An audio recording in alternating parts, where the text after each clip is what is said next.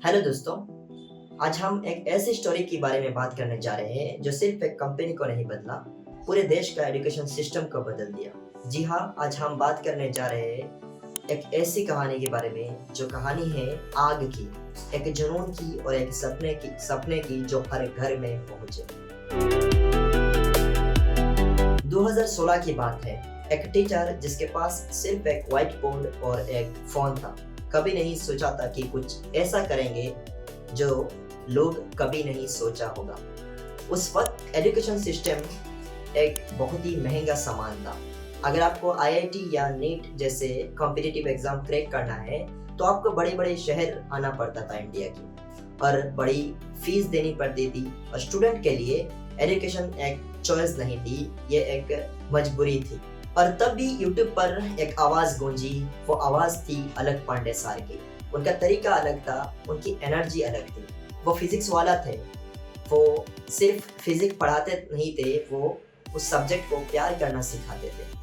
उन्होंने 20 मिनट का लेक्चर्स बनाए और उन्हें फ्री में अपलोड कर दिया।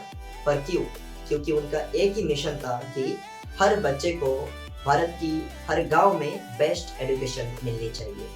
लेकिन अभी हम लोग 2025 में खड़े हैं, तो चलिए शुरू करते हैं ये पूरी पिक्चर के बारे में। The PW story. इस कहानी का शुरुआत हुआ था एक यूट्यूब चैनल से और अभी उसका वैल्यूएशन है $3.7 बिलियन। जी हाँ, आप सही सुन रहे हैं, that's a massive valuation.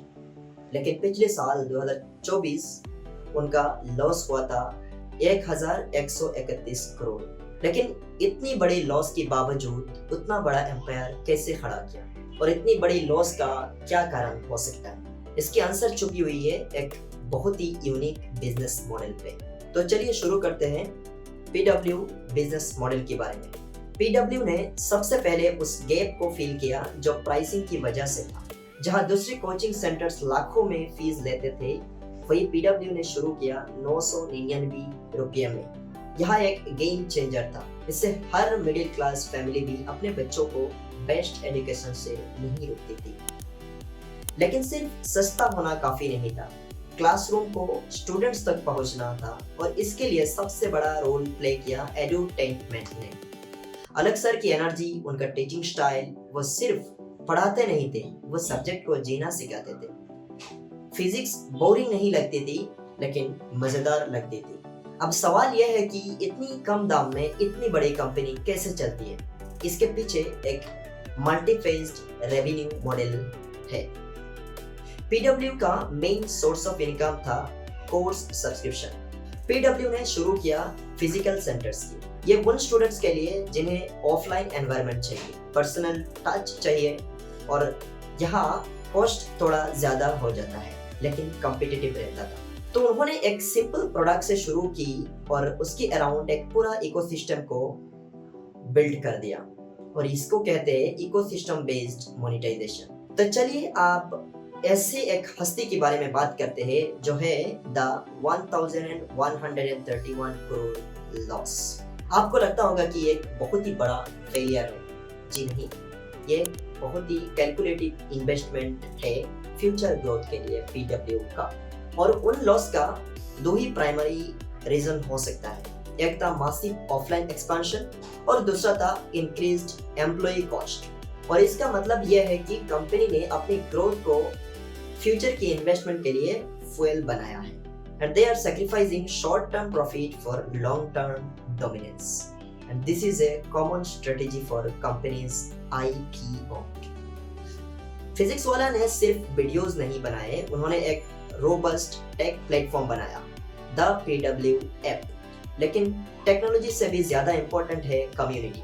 Physics Wallah ने सिर्फ स्टूडेंट्स नहीं, एक फैमिली बनाई है, और यही बनाती है एक बिलोंगिंग और लॉयल्टी का एक स्ट्रॉन्ग सेंस। स्टूडेंट को कभी कस्टमर फील नहीं होता था, उनका फील होता था कि ये एक फिजिक्स वाला का एक फैमिली है, and this community acts as a powerful marketing tool. Word to word marketing ये एक बहुत ही बड़ी एसेट है। फिजिक्स वाला का मॉडल हाईली स्केलेबल है। एक वीडियो लेक्चर एक स्टूडेंट भी देख सकता है और 1 करोड़ स्टूडेंट भी। एक बार जब बन गया ये कंटेंट हमेशा डिस्ट्रीब्यूट हो जाते हैं मिलियंस लोगों के। एक कंटेंट एक बार अगर बन गया तो ये मिलियंस के लिए अवेलेबल हो जाता है और वही पावर है डिजिटल फास्ट मॉडल की।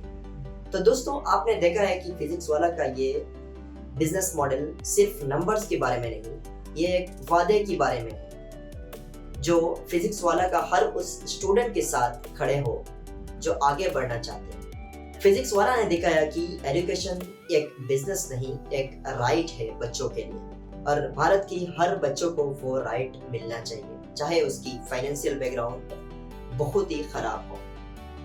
उन्होंने शिक्षा को एक रेवोल्यूशन शुरू किया और ये सिर्फ शुरुआत है, अभी तो और आगे जाना बाकी है, क्योंकि जब तक हर स्टूडेंट की चेहरे पर एक मुस्कान नहीं आती, जब तक हर घर में एक डॉक्टर, एक इंजीनियर या एक साइंटिस्ट नहीं बने, तब तक ये रिवोल्यूशन रुकेगा नहीं। यह है अलग सर का कहना। तो आपको कैसे लगा ये अलग सर की और फिजिक्स वाला का ये बिजनेस मॉडल और ये एजुकेशन सिस्टम बदलने का प्रयास? आप ज़रूर हमें कमेंट में बताएं। मिलते हैं अगली वीडियो में, तब तक के लिए आप स्वस्थ रहिए। धन्यवाद आपको इस वीडियो देखने के लिए।